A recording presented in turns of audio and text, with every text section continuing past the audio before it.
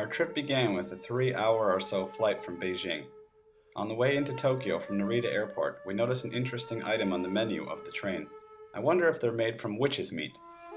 In the city, we did our best to navigate the massive and somewhat confusing Tokyo subway system. One thing was clear right away: it's always busy. Our first sightseeing stop was the Senso-Ji Temple, located in Asakusa. This is Tokyo's oldest and most significant temple, as it was founded in 628. This Buddhist temple is dedicated to the Goddess of Mercy. Inside, you can find a holy fountain, or you can find your fortune in one of these boxes. Just outside of the temple is a busy street with tons of vendors, where you'll see older Japanese ladies in traditional robes, and younger girls in their uniforms perusing the shops.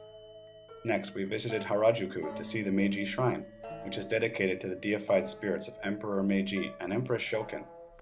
Inside, we checked out this collection of old sake barrels that were donated by brewers. Outside of the main entrance to the shrine is this drinking fountain, where visitors perform a ritual. I did my best to do it correctly before heading into the temple itself. After the emperor's death in 1912, it was decided that a shrine would be built to honor him.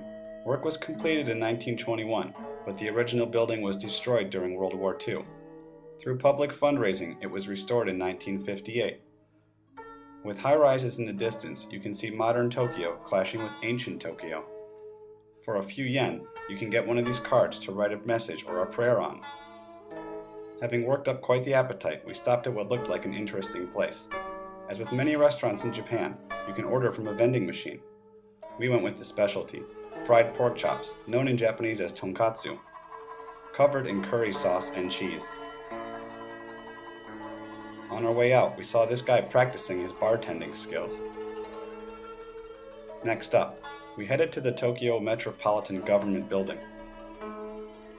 Way up on the 45th floor, there is a free observation deck, where visitors can get a great view of the entire massive metropolis. We spotted the shrine and the park where we had just spent hours wandering around.